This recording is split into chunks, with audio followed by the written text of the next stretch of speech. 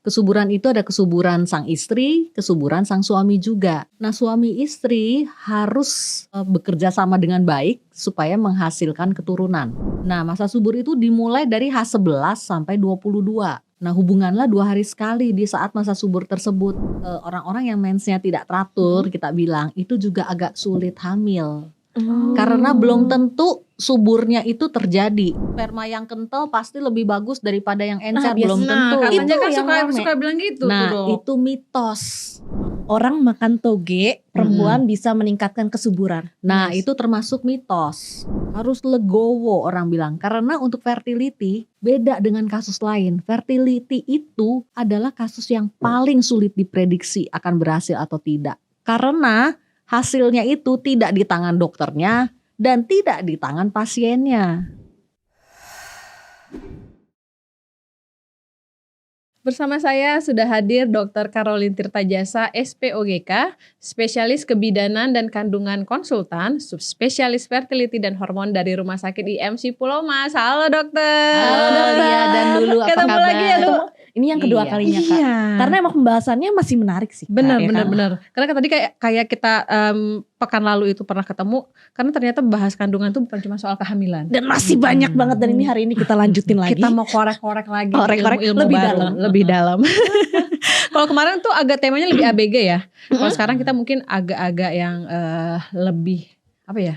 matang. Lebih matang. Buat pasangan yang baru menikah Iya, ya. untuk Dan pasangan yang untuk baru yang mau menikah kali ya. mau menikah, persiapan Oke, ya iya, dok ya. Betul, betul. Dokter apa kabar, sehat? Sehat. Ini soalnya musim Selalu. hujan kan bagi banyak yang sakit, tapi kayak dokternya selalu. Iya. Tapi aku salvok sama Shellnya bagus banget dok. Oh, terima kasih.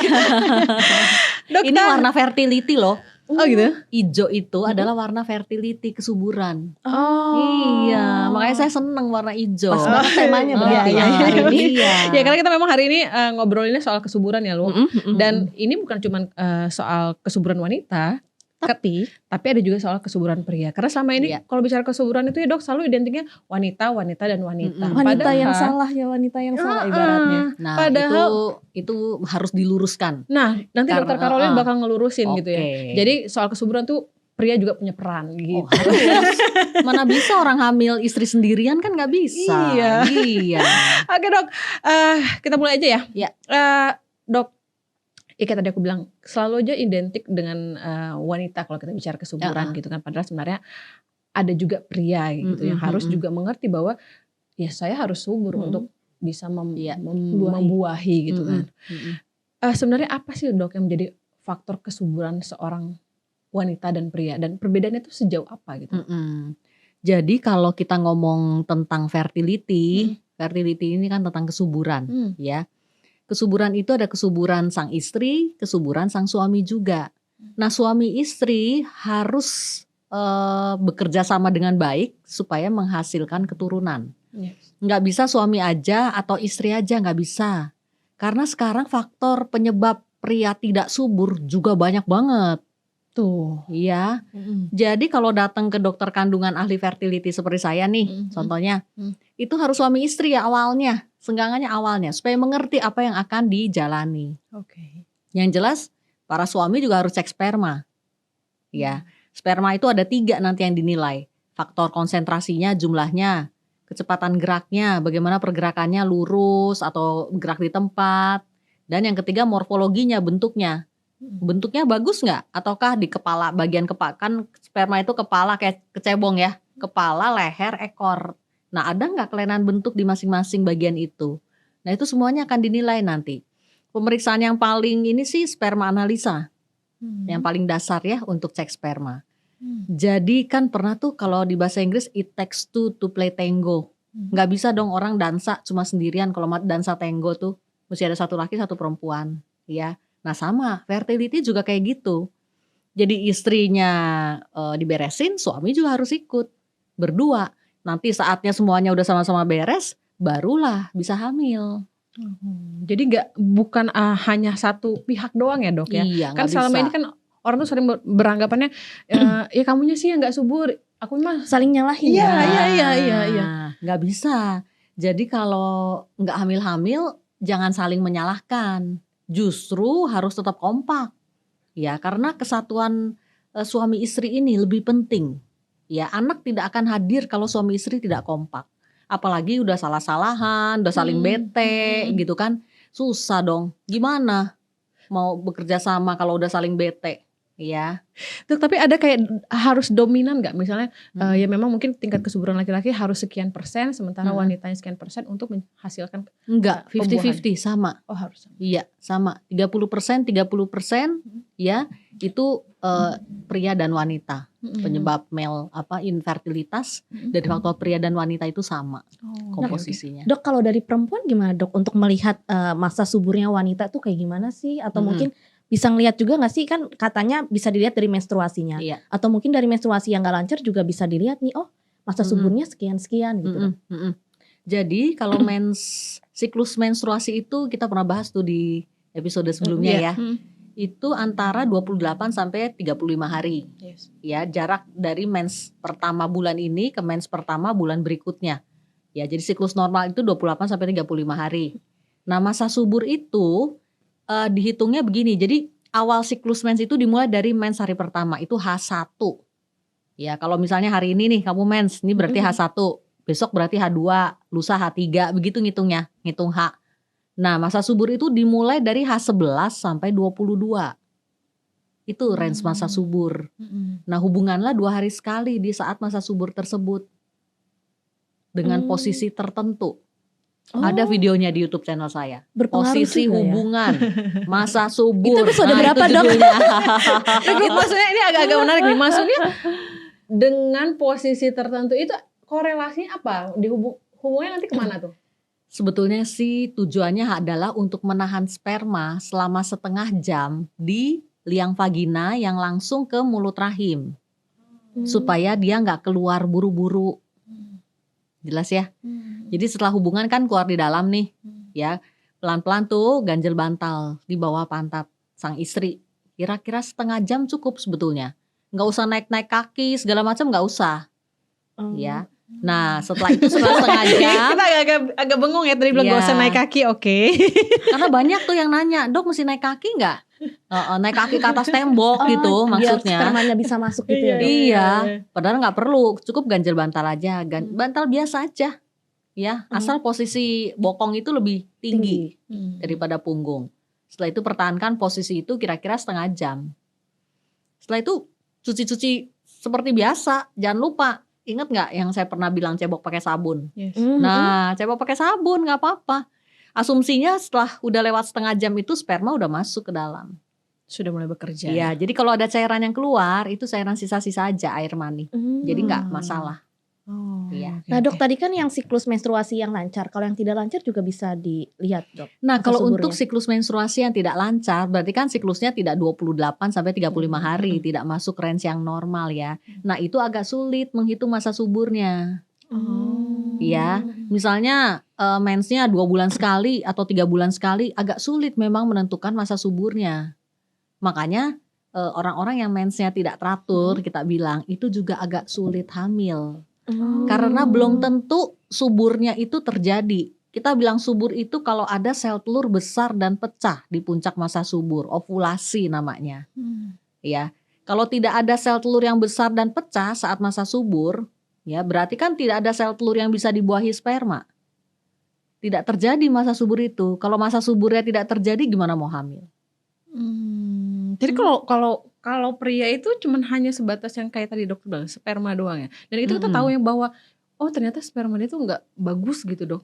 Itu dari pemeriksaan sperma analisa tadi di laboratorium. Jumlahnya dan bentuknya itu tadi. Jumlah, kecepatan dari pergerakannya dan bentuk. Ada 3 komponen yang dinilai. Kalau dari kasat mata nggak bisa dok? Nggak bisa. Belum tentu sperma yang kental pasti lebih bagus daripada yang encer. Belum tentu. Katanya Itu kan yang suka bilang gitu. Nah, tuh, itu mitos. Itu Mitos salah guys. satu mitos kesuburan tuh itu. Ya. Jadi bukan karena dia sperma saya kental tuh terus Enggak. gitu ya dok. Postur badan juga enggak ya. Jangan disangka para bapak-bapak yang badannya tegap, itu pasti spermanya bagus, tidak. Tidak juga dong, karena kan juga. katanya kalau sering olahraga Iya. membuktikan katanya Spermanya lebih bagus. kualitasnya lebih Iya, bagus. tapi jangan dibalik. Belum tentu kalau rajin olahraga pasti spermanya bagus, belum tentu. Ya. Biasa apa ya dok yang menyebabkan pengaruh kesuburan seseorang tuh? Apakah dari makanan, gaya hidup, atau memang kayak genetik? Nah, penyebab seseorang subur atau tidak subur ya tergantung dari macam-macam faktor. Siklus hormon, ya. Kemudian faktor genetik juga berpengaruh. Adanya penyakit-penyakit penyerta misalnya yang kita udah bahas di siklus yang episode sebelumnya tuh, seperti endometriosis, penyakit sakit kalau mens, atau PCO, polycystic ovary, yang bikin mensnya nggak teratur dan siklusnya tidak ada ovulasinya, ya, atau tumor-tumor kandungan seperti miom, kista, polip, adenomiosis, itu juga menurunkan kesuburan seorang perempuan. Nah, kalau dari segi pria, ya, selain faktor yang tadi hormonal, genetik, ya, paparan polutan lingkungan juga penting. Kena rokok misalnya, ya, taruh laptop di deket alat kelamin, itu kan polusi gelombang elektronik. Oh gitu. Laptop, handphone, itu polusi gelombang elektronik itu. Kadang tuh kalau sambil nyetir kan kayak handphone tuh suka ya. Ya, makanya dipisah di tas, jangan taruh di kantong celana jangan, dipisah di tas yang lain Ini gitu. menarik, ini menarik. Dok, katanya juga kalau celananya ketat juga berpengaruh ya? Celana ketat itu sebetulnya hubungannya dengan suasana panas yang tertahan di area kelamin. Kalau untuk para laki-laki ya, karena kan organ kelamin laki-laki itu di luar, jadi sensitif terhadap pengaruh faktor luar maksud saya, ya. Kalau dia kepanasan misalnya, ya tadi yang pakai celana ketat, ya, atau sering berendam air hangat misalnya atau air panas, ya. Mateng itu telurnya. Tuh, jadi teman-teman langsung yang mati cowok-cowok spermanya. jangan sering berendam, ingat ya. Nanti matang. Berendamnya pakai air dingin aja. Mateng. Dok, tapi itu kayaknya tadi agak menarik ya yang di poin ternyata alat elektronik itu punya pengaruh yang besar. Oh iya, kamu Itu nggak untuk tahu ya, cowok-cewek. Betul.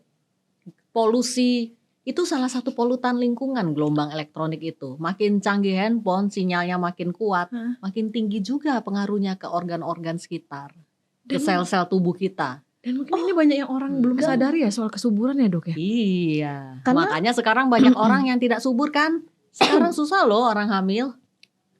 Faktornya Nggak tahu juga ya. karena itu juga ya dok. Pasangan zaman now itu lebih susah ya karena polutan lingkungan kita makin banyak.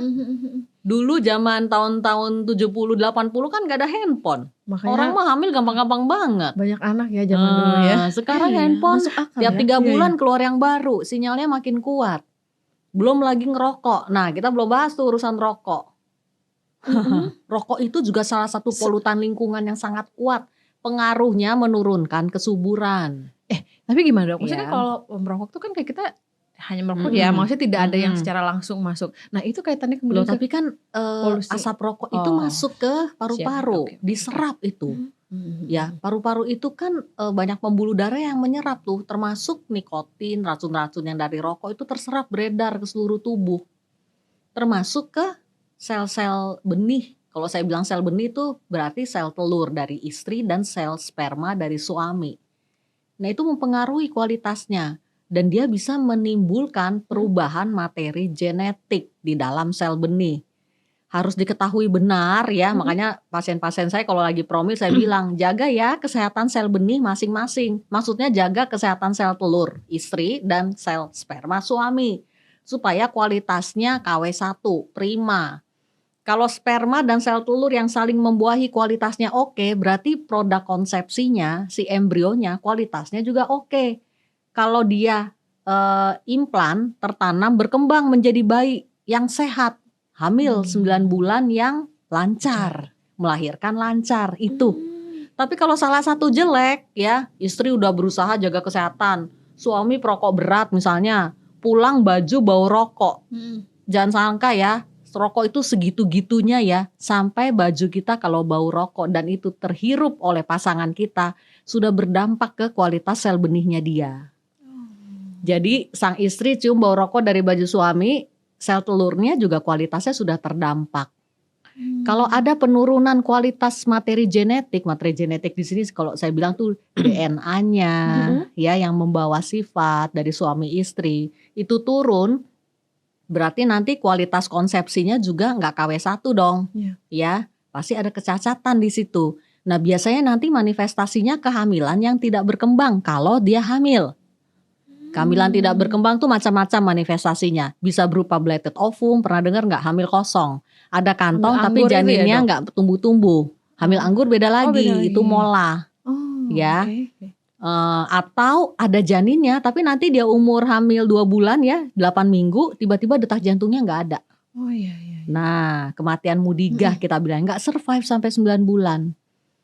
Atau bayi-bayi yang cacat, lahir cacat. Nah, itu semuanya adalah manifestasi dari kehamilan yang kurang baik perkembangannya. Orang bayi cacat juga pengaruh dari asap rokok bisa juga ya dok? Iya. Bisa. Karena kan biasanya orang karena Maksudnya genetik gitu. rokok itu salah satu dari sekian banyak faktor, ya. Karena dia mengurangi kualitas tadi, ya kualitas materi genetik, kualitas sel benih itu dikurangi. Dok, tapi mungkin nggak misalnya gini, pas di anak pertama mungkin dia kehamilannya lancar ya, kita anggap dia subur. Tapi kemudian di kehamilan kedua tuh mulai bermasalah gitu. Bisa tiba-tiba kita Bisa tidak banget, menjadi- bisa tidak banget. subur gitu. Karena kan paparan polutan lingkungan itu jalan terus. Mungkin terpapar sedikit dalam kadar sedikit nih baru nikah nih, ya, atau merokoknya juga baru deh, ya. Mungkin belum terlalu terdampak, ya, hamil lah misalnya ini anak pertama nih. Tapi kan setelah bertahun-tahun kan terpapar tuh polutan lingkungan kan jalan terus, asap rokok, kendaraan bermotor, ya, kemudian polutan lingkungan yang lain mikroplastik, ya kan, junk food, makanan yang tinggi gula, garam dan lemak, semuanya kan berjalan terus tuh. Apalagi kalau healthy lifestyle-nya tidak dijalankan, ya makin gak subur kan. Dan jangan lupa kualitas sel benih kita terpengaruh oleh usia juga. Aging proses, jangan lupa aging proses itu jalan terus. Ya, sel-sel benih itu mengalami aging proses kalau sering terpapar. Kadang-kadang nih ada pasien umur 35, tapi kualitas sel telurnya udah kayak umur 45. Karena Udah paparan-paparan. sedikit, jelek karena terpapar polutan lingkungan terus-menerus dan tidak menjalankan pola hidup sehat. Bisa banget. Jadi kadang-kadang usia sel benih itu tidak sama dengan usia kita sesungguhnya. Berarti benar nggak dok kalau ada orang yang bilang ketika kita hampir, untuk perempuan ya khususnya ketika umur 40 tahun tuh memang secara kualitas untuk Sel kehamilan juga Iya. sel telur kita juga nggak. Betul. Kan selalu saya bilang tuh di video-video YouTube channel saya, deadline fertility itu umur 35. Kalau bisa sebelum 35 tahun udah selesai deh, kalau bisa ya urusan hamil dan melahirkan tuh udah beres. Karena di atas 35 tahun angka keberhasilan semua program-program hamil juga makin turun. Makin tua akan makin turun, makin tua akan makin turun. Di atas 40 tahun grafik penurunannya lebih curam lagi. Semakin cepat nyungsepnya grafiknya. Jadi itu tadi terjadinya karena memang tingkat kesuburan kita sebagai perempuan menurun Iya. atau karena memang Menurun, ah menurun. Dan jangan kalau lupa laki-laki perempuan itu kan punya cadangan sel telur kan. Nah itu nggak akan bertambah. Ya, jadi dari lahir dikasihnya 400.000 tiap bulan kan keluar. Ada yang mati, rekrutmen itu kan selalu jalan. Sejumlah kohort sel telur itu akan mati tiap bulan. Rekrutmen itu kan jalan. Ya siklusnya jalan. Ya, dia akan mati. Seiring dengan berjalannya waktu makin lama makin habis dong. Dan sel telur ini tidak bisa ditambah. Nah itu 35 itu grafiknya udah mulai turun tuh. Ya. Kalau laki-laki ada batas masa suburnya dok? Kalau yang laki-laki enggak. Gak ada. Ya, tapi jangan salah. Laki-laki itu pengaruh polutan lingkungan seperti asap rokok dan kendaraan bermotor itu terdampaknya lebih parah biasanya karena kan organ kelaminnya di luar. Ya, paparan faktor luarnya itu lebih banyak berpengaruh. Ya, dan kita sulitnya tidak bisa mencari tahu secara persis penyebabnya apa. Jadi kalau urusannya dengan fertility bukan cari penyebab, tapi maju terus berjalan dengan apa yang ada. Yang bisa diperbaiki. Contohnya tumor kandungan tadi, polip, miom, kista, adeno itu kan bisa diangkat lewat laparoskopi, ya kan? Tapi faktor-faktor yang tidak bisa diperbaiki, misalnya nih, ya kualitas sperma yang jelek, ya usia misalnya usia udah 40, jadi sel telurnya juga ya sel telur dengan telur tua kita bilangnya, telur usia 40 gitu, udah susah nggak bisa, ya udah berjalan dengan apa yang ada. Nah di situ nanti kita hitung-hitungan angka keberhasilan promilnya dengan usia segini, kualitas model kayak begini, angka keberhasilan berapa persen misalnya, nah mau nggak dijalani, biasanya gitu nanti. Nah dok ini katanya ya orang makan toge perempuan bisa meningkatkan kesuburan. Nah, Yes. itu termasuk mitos. Mitos. Iya, itu termasuk mitos loh, bukan fakta. Itu ada satu seri sendiri tuh di YouTube channel saya. Video episode 38, mitos dan fakta kesuburan. Ini Ya, kita sekarang sama itu dokter ada. sama Dokter Caroline selalu inget dia. Luar Luar biasa karena kan ingatan. saya bikin sendiri edukasinya. Itu berarti Edukasi yang paling akurat. enggak. Jadi makan toge nggak bikin Anda tambah subur, enggak ya. Jadi untuk faktor makanan tidak ada satupun makanan yang dimakan berlebih. Hmm? Ngerti ya?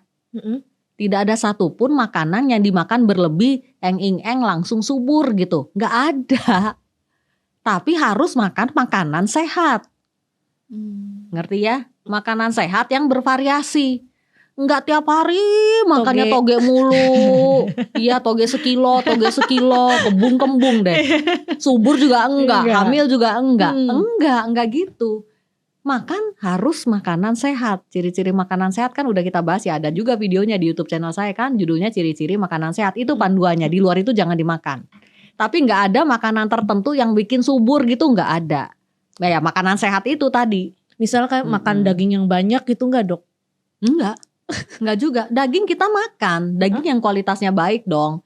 Jangan daging ayam yang disuntik hormon misalnya, daging sapi oplosan misalnya, atau daging olahan, sosis, siomay, bakso, nugget, burger, itu kan nggak banget.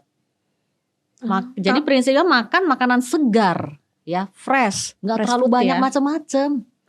Makan makanan sehat itu simple banget. Dok, tapi ada nggak misalnya nih ketika misalnya apa ya kondisinya kita subur tapi kayak belum maksimal lah suburnya. Dorongan apa yang mungkin yang ini kayaknya harus ditingkatkan apa ya makan apa menunya apa atau ada kayak Nggak ada. serius Nggak dong ada. enggak ya? Jadi pilihan makanan itu makan makanan sehat. Makanan sehat itu kan kriterianya ada beberapa. Makanan yang rendah gula, garam, lemak, nggak banyak pakai saus-sausan karena semua saus adalah tinggi gula dan garam. Iya kan? Makanan sedekat mungkin dengan bentuknya di alam. Jadi kalau makan ayam kelihatan bentuk ayamnya. Jangan nugget ayam. Artinya Ayam tepung burger juga nggak ayam. boleh. Ya enggak dong. Ya ayam sedekat Enak mungkin gitu ya. dengan bentuknya di alam berarti makin bagus dia, makin fresh kan. Ya. Yang ketiga jangan kena semprotan, pestisida apalagi. Ya, dijaga Obat-obatan, ya. itu. Yang keempat pengolahannya juga mesti baik.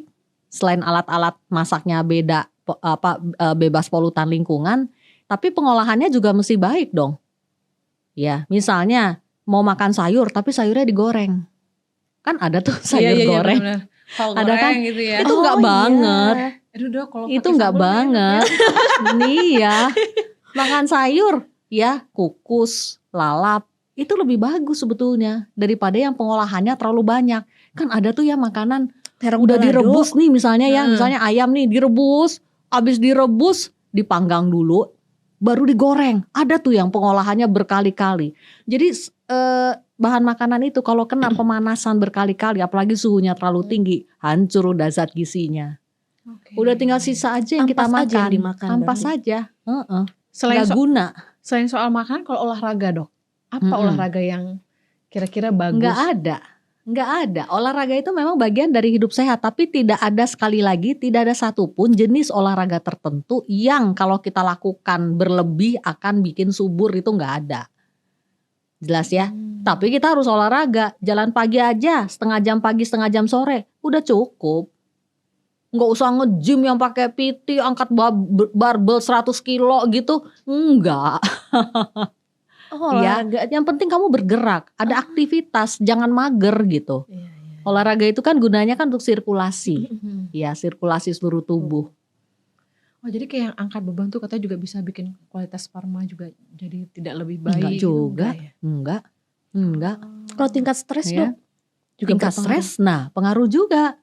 Ya salah satu komponen healthy lifestyle kan manajemen stres. Ya, orang makin stres ada hormon sendiri tuh, hormon stres akan diproduksi oleh badan kita.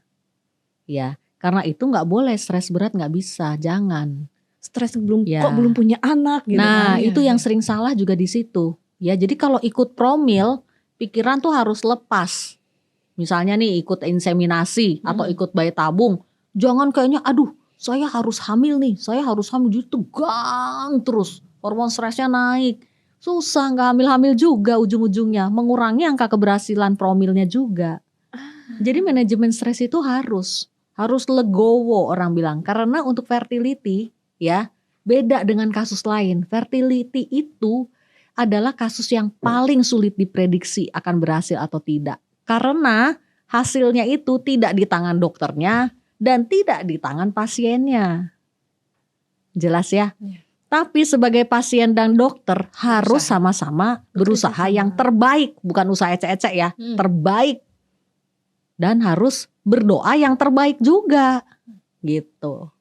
Itu kalau fertility. Beda sama kasus tumor kandungan. Punya miom diangkat beres bebas miom. Ya. Tapi kalau fertility, promil, inseminasi udah bayi tabung gagal mulu, nggak hamil-hamil, bisa. Dok, itu juga pengen nanya nih, jadi itu kenapa ya yang banyak kan orang bilang ya sudah mengusahakan bayi tabung dan inseminasi dan itu kan biayanya nggak sedikit ya. Itu peluang kegagalannya apa ya dok ya? Bukannya misalnya kan ketika dia secara berhubungan intim sudah tidak. Selama ini orang mengasumsikan kalau sudah bayi tabung pasti hamil. Ya kan? Saringannya gitu. Nah, dok udah keluar 100 juta lebih masa nggak bisa hamil juga? Nah, dokternya paling jawabnya tanyalah pada rumput yang bergoyang. Karena kadang-kadang kita juga nggak tahu penyebabnya apa. Karena kan masalah kualitas atau implantasi tertanamnya si embrio di dinding dalam rahim itu tuh di luar kuasa kita sebagai manusia, tidak bisa diprediksi juga. Ya, ada yang kita sangka nih kayaknya mestinya hamil nih, nggak taunya dia nggak hamil. Ada yang kita sangka ini kayaknya sih susah nih hamilnya, tahu-tahu dia hamil gitu, bisa banget. Dan jangan salah ya, pemeriksaan dasar fertility itu HSG, sperma, hormon. Ada yang semuanya normal, tapi nggak hamil-hamil juga. Unexplained infertility atau infertilitas yang tidak terjelaskan. Itu satu judul sendiri di YouTube channel saya. Ya, jadi udah periksa semuanya normal, nggak hamil-hamil juga, nggak ada tumor, nggak ada penyakit, semuanya oke, nggak hamil-hamil juga bisa. Itu 20% dari keseluruhan kasus infertilitas. 20%. Ujung-ujungnya ya tetap kita harus promil. Alami nggak bisa, naiklah insem nggak bisa, nggak hamil-hamil juga ya naik dong bayi tabung. Jadi cuma satu kata, promil itu harus move on. Nggak bisa promil di satu promil yang sama, nggak hamil-hamil nguplek terus di situ, nggak bisa. Mau sampai kapan? Umur makin nambah. Ingat deadline fertility tadi umur 35. Di atas 35 udah kadaluarsa deh, semua angka keberhasilan program hamil langsung turun. Sebagai gambaran, di bawah usia 35 tahun, angka keberhasilan bayi tabung itu masih sekitar 30-50%. Tank 35 tahun tinggal 30% pas. Nambah makin kurang tuh ya, 34%, 29%, lama-lama makin turun. Tank 40 turunnya lebih jeblok lagi tuh. Bisa antara 5-10%, apalagi kalau umurnya udah 42 tahun. Itu yang disebabkan itu banyak dibilang sebagai kehamilan paling berisiko ya dok ya, di usia-usia seperti itu. Karena telurnya sudah sedikit ya, baik secara kualitas maupun kuantitas. Nah, kalaupun hamil, resiko untuk terjadinya hamil yang tidak berkembang tadi juga besar pada usia di atas 40 tahun. Oke. Sama-sama tarik napas nih. Dok, mau berebut nanya loh kita. Penasaran, saudaraku nih ada dok yang badannya ya obesitas lah gitu. Dia gak hamil-hamil, tapi aku ngeliat temanku ada yang obesitas tapi dia hamil. Kenapa ya dok bisa kayak gitu? Nah, jadi sama-sama gemuk nih, sama-sama obes ya, hasil bisa beda. Karena apa? Karena manusia bukan robot. Ya, hormonalnya beda. Meskipun sama-sama gemuk nih, hormonnya beda. Genetiknya beda, gen-gennya juga beda. Beda juga hasilnya. Sama kayak ada dua orang nih sakit tipes, obat antibiotiknya kan sama tuh yang dikasih. Yang satu bisa hidup terus selamat, yang satu meninggal. Bisa banget. Ya. Sama juga kalau dibalik, kan sering tuh pasien saya, Pak, kan perokok berat nih. Pak, kalau bisa usahakan jangan ngerokok lagi, rokoknya di stop supaya kualitas spermanya lebih oke. Loh, tapi dok, tetangga saya ada tuh yang ngerokok sedus sehari, anaknya banyak.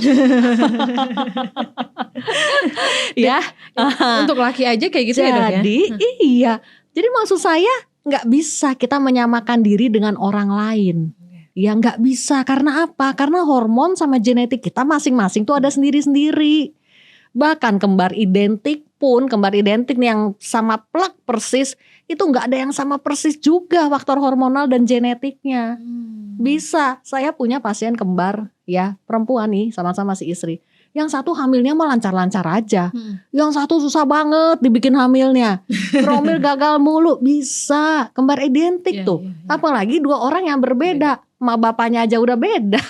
Tapi obesitas itu juga berpengaruh gak sih dok? Oh, pengaruh banget. Itu judul sendiri lagi tuh YouTube channel saya, pengaruh obesitas terhadap infertilitas. Di mana pengaruhnya? Nah, obesitas itu kan berarti lemaknya banyak ya. Nah, lemak itu menghasilkan hormon leptin. Hormon ini bekerja bertentangan dengan hormon reproduksi. Ya, kamu perhatikan deh, orang yang gemuknya cepet dalam waktu 3 bulan mensnya langsung mampet. Langsung terhenti, telat mens. Ya, sangkanya hamil, padahal karena lemaknya kerjanya bertentangan dengan hormon reproduksi. Selain itu, pada orang-orang yang obes, resistensi insulinnya juga naik tuh. Ya, insulinnya udah mulai payah dia untuk menekan kadar gula yang tinggi. Ya, rata-rata orang yang gemuk kalau cek resistensi insulin, perbandingan antara glukosa puasa dibanding insulin puasa, itu tuh udah resistensi insulinnya udah positif, bakat ke arah sakit gula, ujung-ujungnya nanti ke sana. Makanya pasien-pasien yang obes itu susah hamil, ya. Pada umumnya, jangan dibalik ya. Dok, tetangga saya obes, anaknya 3, 4. Jangan dibalik, sekali lagi. Jangan, nggak bisa membandingkan satu dengan yang lain. Karena hormon dan genetik beda, itu harus diingat. Berarti solusinya bisa disuruh untuk menurunkan berat badan ya dok? Oh ya, bisa. Contohnya pada pasien-pasien PCO itu juga rata-rata kan agak gemuk. Ya. Ada juga sih PCO yang langsing ada ya. Pasien-pasien PCO yang gemuk itu harus healthy lifestyle. Kurangi gula, karbo ya, olahraga lah. Kalau bisa capailah berat badan ideal. Baru bisa dia ikut promil. Iya. Bukan baru bisa ikut promil berjalan bersamaan. Oh, boleh bisa saling bersamaan. Iya ya? dong, kalau enggak keburu umur sampai berapa baru promilnya dimulai. Iya. Kalau dia jadi kurus, kalau enggak gimana? Hamil. Tadi kan dokter bilang kalau perempuan itu kan ada istilahnya endometriosis itu ya dok ya, yang kemarin penyakit itu. Nah kalau laki-laki ada nggak semacam penyakit itu juga yang juga mungkin mengganggu kesuburan dia? Kalau laki penyakitnya beda. Laki-laki itu penyakitnya beda. Misalnya testis yang nggak turun, andesensus testikuler, ya, atau testisnya itu terinfeksi, bisa bengkak gitu di area skrotum, ada infeksi di situ. Atau dulu-dulunya waktu dia kecil misalnya pernah kena penyakit mumps atau gondongan yang bengok kita bilangnya di sini. Terus itu itu nanti ya setelah berapa tahun kemudian itu berpengaruh ke kualitas spermanya. Spermanya bisa sedikit atau gerakannya lemas atau yang tadi bentuk normalnya kurang. Tapi pengaruh, maksudnya hubungannya apa dok? Pengaruh. Karena infeksi itu kan virus, parotitis itu kan penyebabnya virus. Itu juga menginfeksi organ kelamin laki-laki. Ya, makanya kadang-kadang atau demam gitu ya, demam tinggi, panas kan ya, itu juga berpengaruh. Jadi kadang-kadang kalau buat laki-laki kok sperma saya jelek ya dok, padahal saya nggak ngerokok. Saya selalu pola hidup sehat, tapi kenapa sperma saya jelek? Kadang-kadang nggak bisa kita tahu penyebabnya apa, karena udah dari dia kecil itu apa sih yang terpapar waktu dia kecil, jatuh, penyakit panas, gondongan, ya segala macam tuh, suasana panas atau hangat misalnya di area kelamin, kan banyak tuh polutan lingkungan yang lain, laptop, yang tadi handphone, ya kadang-kadang kita nggak tahu. Ya udah berjalan dengan apa yang ada, gimana caranya semaksimal mungkin kita bagusin. Yang udah di depan mata jelas-jelas jelek kayak rokok, asap kendaraan bermotor kan bisa di stop dong ya. Nah yang lain-lain diperbaiki, minum vitamin, antioksidan, pola hidup sehat, itu akan dipandu nanti dengan seorang SPOG konsultan fertility. Nah dok, ada gak sih metode pengobatan untuk menghadapi masalah kesuburan kayak inseminasi buatan atau mungkin terapi hormon dok? Nah jadi program hamil itu mulai dari promil alami. Promil alami itu bukan suka-suka gue. Ya, promil alami itu kalau dengan dokter konsultan fertility, sel telur itu dibikin besar lewat proses yang namanya stimulasi ovarium. Ya, obat makan ya 5 hari untuk gedein telur. Nanti H11 lihat telurnya bagus nggak? Ya tergantung ukurannya nanti biasanya disuruh. Nah nanti mulai hubungan besok ya Bu ya 2 hari sekali. Mulai hubungan lusa deh kira-kira 2 hari sekali gitu. Itu promil alami, hubungan alami. Ya. Nah nggak hamil-hamil juga naik level dong inseminasi. Inseminasi itu juga sebetulnya pembuahannya juga alami. Bedanya sel telurnya, sel spermanya itu dicuci. Ya sperma keluar lewat masturbasi dicuci dibersihkan. Ya, jadi yang dipilih yang geraknya cepat saja. Ya, nah itu dimasukkan ke dalam rahim istri pakai kateter kecil, itu inseminasi. Tapi selalu lewat stimulasi juga, istrinya juga distimulasi ovarium supaya sel telurnya banyak, lebih dari 1 kalau bisa yang besarnya. Lewat obat makan ataupun suntikan untuk stimulan ovariumnya. Ya, itu inseminasi. Bayi tabung, kalau misalnya nggak hamil juga pakai insem, mau coba bayi tabung. Kalau bayi tabung itu spermanya dikeluarkan, diambil, ya sel telurnya juga diambil, dibuahinya di luar di laboratorium bayi tabung. Jadilah embrio kan, ya embrio ini yang dimasukkan ke dalam rahim istri. Jelas ya? Oke, berarti si bayi tabung itu paling atas, paling tinggi paling kasta atas, ya? Betul. Oke. Jadi harus ada 3 hal yang terjadi untuk terjadinya sebuah kehamilan. Ini agak teoritis ya, tapi masing-masing ada videonya kalau masih mau belajar ya. Karena dunia ini memang dunia yang very very complicated kalau fertility, ya. Ovulasi yang pertama. Ovulasi ini besarnya dan pecahnya sel telur saat masa subur. Tadi sepintas sudah saya jelaskan, ya. Yang kedua fertilisasi. Fertilisasi ini sel telur yang tadi udah pecah dibuahilah oleh sperma. Pembuahan terjadi, jadilah embrio kecil. Itu fertilisasi. Udah jadi embrio kecil, yang berikutnya tahapannya adalah implantasi. Implan. Tertanamnya si embrio tadi di rongga dalam rahim dan berkembang menjadi bayi. 3 hal ini harus terjadi. Iya. Ngerti ya? Ketika kita memutuskan untuk di tahap kapan ya kita boleh mencoba tahap-tahapan ini? Ketika misalnya udah berapa tahun nih pernikahan? Jadi definisi infertilitas itu 1 tahun menikah nggak hamil, 1 tahun menikah dan hubungan teratur. Itu definisi infertilitas. 90% pasangan usia subur menikah dan hubungan teratur tanpa alat KB harusnya hamil dalam 1 tahun pernikahan. Jadi kalau udah 1 tahun menikah dan hubungan tanpa alat KB nggak hamil-hamil juga, itu Anda sudah masuk kriteria infertilitas, ya. Dan harusnya udah cari pertolongan ke SPOG konsultan fertility. Supaya dicari penyebabnya apa sih, jangan tunggu tua. Ya kalau udah keburu tua sekali lagi tadi udah makin kurang sel-sel benihnya. Nah terus dok, hubungan yang teratur itu berarti 2 hari sekali di H11 sampai 22 yang tadi saya bilang. Di saat masa subur hubunganlah 2 hari sekali, nggak perlu tiap hari. Misalnya Senin, Rebo, Jumat gitu, maksudnya 2 hari sekali. Jangan dipikirin lo jadi beban nanti. Tapi aku senang ya podcast ini tuh kan jadi banyak ilmu sebelum aku itu kan. Lebih banyak ilmu. Nah dok tadi kan sempat yang tingkat subur wanita itu sampai umur 35. Nah terus sempat ini juga aku viral juga ya, artis namanya tuh dia terapin teknologi freezing telur. Nah itu juga ngebantu ya dok? Ngebantu, terutama untuk orang yang mau menunda pernikahan dan kehamilan. Kalau di Indonesia kan nggak boleh kan, kalau nggak nikah atau hamil nggak boleh kan, beda kan sama di luar. Iya.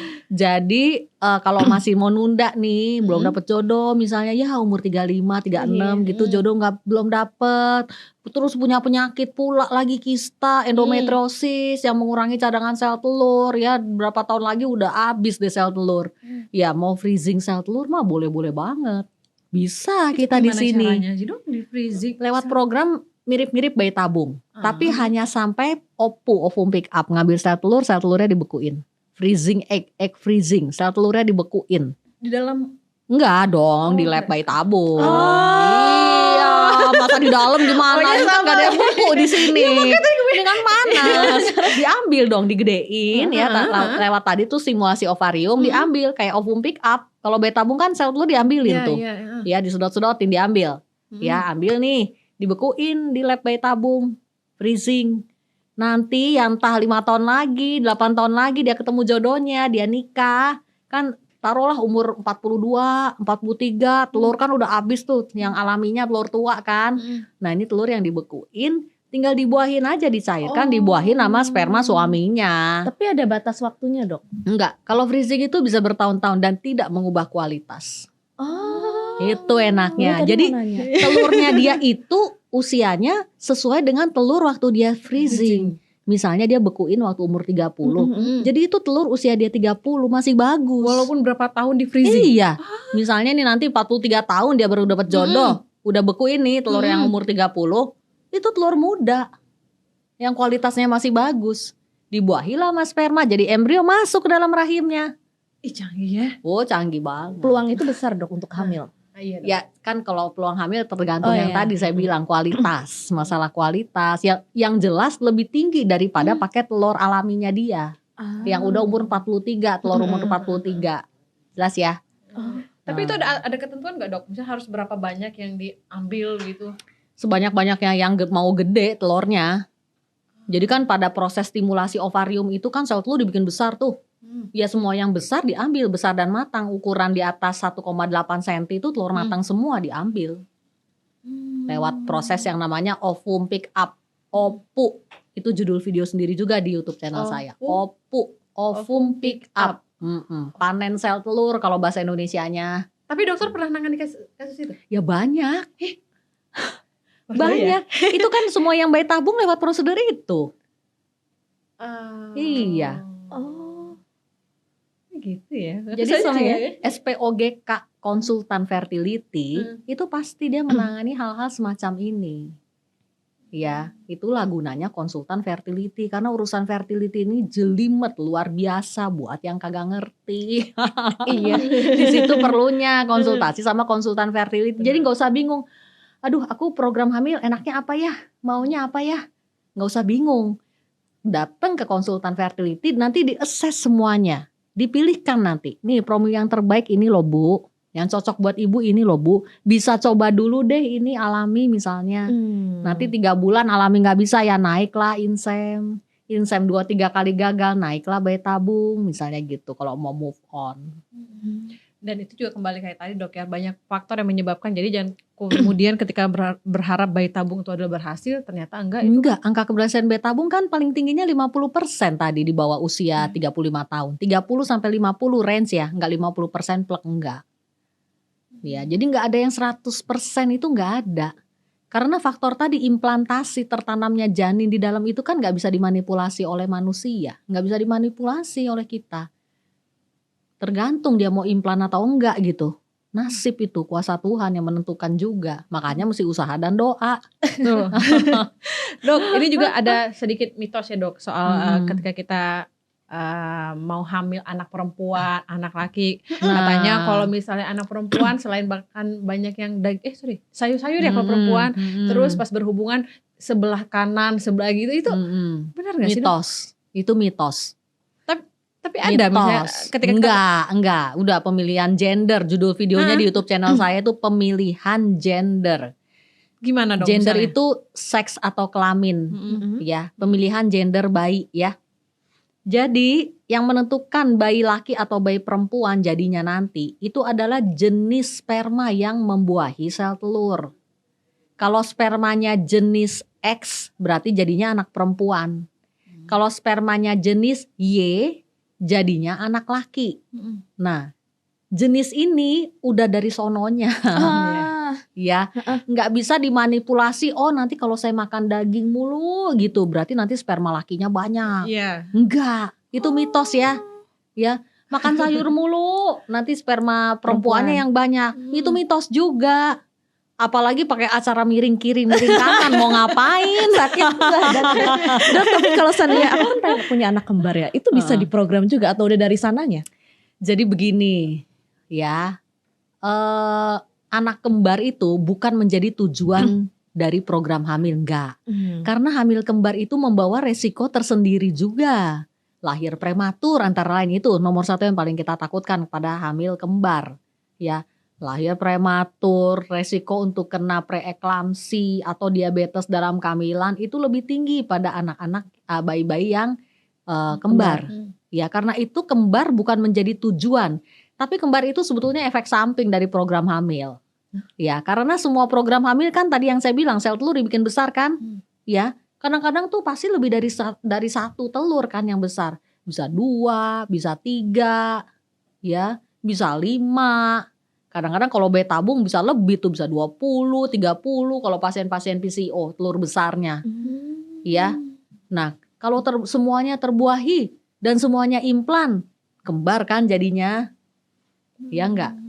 Nah, makin tinggi kembarnya makin repot. Taruh kalau cuma kembar 2. Kembar 3 udah lebih nambah faktor resiko lagi, apalagi 3 ke atas. Iya dong. Ya.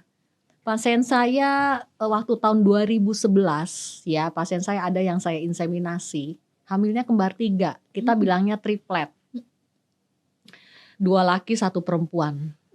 Ya, happy banget kita Lucu waktu banget. itu. 2011 ya, udah lama ya itu kejadian ya. Ya itu hamil kembar. Tapi kembar itu tidak menjadi tujuan. Ya, tapi bisa terjadi dan sering terjadi pada semua program hamil.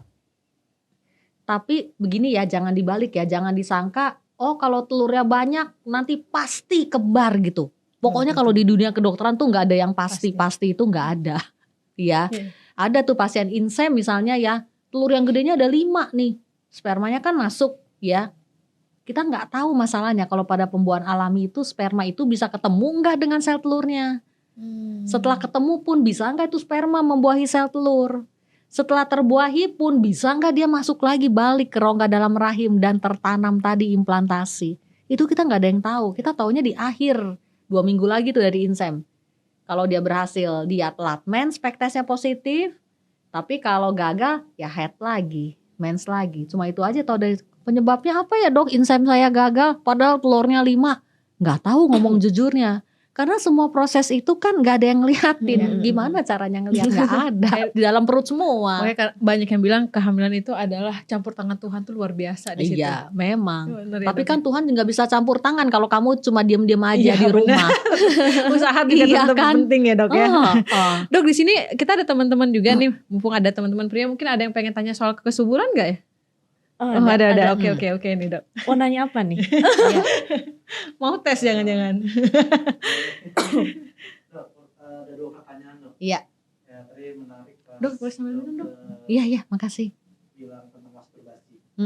Yang pertama, apakah masturbasi yang dilakukan pria atau wanita itu mempengaruhi kesuburan? Itu pertanyaan yang pertama. Yang kedua, tentang pengobatan kesuburan tadi, infertilitas tadi, apakah obat tradisional seperti jamu gitu tuh cukup mempengaruhi atau tidak sama sekali atau bagaimana? Oke, itu ya Mas ya. Jadi urusan masturbasi kalau itu dilakukannya bersih ya, bukan dengan tangan yang kotor dan sesudahnya dibersihkan, harusnya tidak berdampak ke kesuburan. Ya, harusnya tidak. Secara teorinya tidak tuh Mas. Ya, untuk masturbasi tadi. Kecuali masturbasi sampai luka, lecet, terinfeksi bakteri, bengkak misalnya sampai saluran telurnya tersumbat misalnya, atau sampai testisnya bengkak. Nah, itu pengaruh. Gitu. Jelas ya? Nah, itu udah saya jawab. Jadi ya yang pertama. Yang keluar itu nggak ada ngaruhnya untuk kesuburan ya? Nggak ada, yang keluar kan sperma. Sperma kan diproduksi lagi. Iya sih ya. Ada yang baru setiap hari, setiap hari ya, setiap hari, tiap 3 bulan kan siklusnya. Ya, sperma yang diproduksi hari ini hasilnya nanti keluar 3 bulan lagi dan siklus itu selalu jalan. Nggak ada istilah sperma habis gitu, nggak ada. Ya. Okay. Kemudian tadi jamu ya. Nah, kalau urusan sama jamu, masalahnya adalah jamu ini tidak ada penelitiannya. Ya, kalau tidak ada penelitiannya, hasilnya itu tidak bisa disamaratakan dalam satu populasi. Nih kadang-kadang si A minum jamu, besoknya dia hamil. Si B minum jamu sampai berkilo-kilo, 5 tahun, 10 tahun gak hamil-hamil juga, bisa banget. Ya, jadi dampaknya itu beda-beda pada masing-masing orang. Jangankan jamu ya, tadi kan udah saya bilang hormonal dan genetik orang beda-beda. Iya kan, apalagi jamu. Jadi tidak bisa dipegang jamu ini. Oh, jamu nanti bisa bikin endometriosis hilang misalnya, jamu bikin kanker hilang misalnya, jamu bikin hamil, nggak bisa dipegang kalau jamu. Makanya kalau datangnya ke dokter, dokter itu hanya memakai obat-obat yang hasil penelitiannya udah ada, yang sudah bisa diprediksi. Nggak pernah kan ada dokter ngasih jamu, ada nggak ya? Kayaknya enggak deh. Jamu tuh biasanya kan sendiri dari turun temurun Iya, dari ayah ibu misalnya yang bilang minum ini aja nih madu juga enggak ya. Saya nggak pernah mengencourage pasien-pasien saya minum madu, enggak ya. Madu itu kebanyakan isinya gula. Ya, nggak minum madu, nggak minum jamu, ya. Yang penting adalah hidup sehat tadi, makan makanan sehat dan jalani promil sesuai arahan dokter ahli. Yes. Itu yang penting, ya. Oke. Masih mau tanya lagi? Selalu seru ya temanya soal kandungan ini ya. Sama dokter kandungan itu selalu Iya seru. dong. Ternyata banyak banget ilmu-ilmu yang kita dapat hari ini, walaupun kayak aku juga yang sudah berumah tangga. Untuk aku yang mau berumah tangga. Jadi Iya. semua kita sama-sama belajar. Memang. Dokter Caroline, makasih banyak. Mudah-mudahan Iya, nanti kita makasih juga. ketemu lagi di tema-tema yang lebih menarik lagi, yang relate banget dengan kehidupan kita. Masih banyak loh topiknya. Itu dia Kita dong. segudang. Kita agendakan lagi nanti berarti ya. Kita Belum agendakan ngomong yang lagi lain-lain tuh. Urusan keputihan, Mm-mm. urusan jaga kesehatan kemaluan. Belum nanti anak-anak remaja tuh mens pertama, pubertas, mulai dari apa aja, apa yang harus diajarkan ke anak perempuan buat yang punya anak perempuan. Tuh. Masih banyak Banyak sebetulnya. banget nih. Kalian punya anak perempuan ya? Iya punya. Tuh Kak, pas berarti. Iya. Nanti aku jawabnya juga deh. Nah, belum nanti kalau usia reproduksi ini sekarang kita ngomong sebetulnya targetnya wanita usia reproduksi. Oh, Iya. Nah, kita belum ngomongin nanti Right. udah menikah dan hamil. Misalnya anak udah banyak mau kontrasepsi KB-nya. Gimana cara memilih KB? Positif negatifnya apa? Ya, Bener, udah bener, KB masuk usia prameno. Ya, mensnya malah makin banyak banjir. Ya, atau menopause. Nah, itu banyak Mau banget. KB tapi gak mau gendut bisa Nah, gitu. antara lain ya. Iya. nggak sih? Jadi banyak banget lu, nanti kita mudah-mudahan punya waktu lagi ketemu sama Dokter Caroline, karena memang kita Ya, masih amin. banyak hal-hal yang perlu kita pelajari dari dokter. Iya. Sekali lagi buat teman-teman yang mungkin sedang dalam program gitu ya, atau sedang mau menuju pernikahan, ini podcast ini wajib ditonton karena ilmunya banyak banget. Banyak Ya. banget. Jadi karena Isinya daging semua. nah dan catet. soal kesuburan ternyata juga kata Dokter Caroline bukan cuma urusan wanita tetapi juga pria Iya, penting. iya, banget. betul. Dokter makasih banyak, sehat selalu Sama-sama. dokter, sukses dokter. Lihat dulu sampai ketemu lagi Iya, kita ya Dok. di next Amin. episode ya. Iya. Ayo dok. Ya. Terima Makasih. kasih.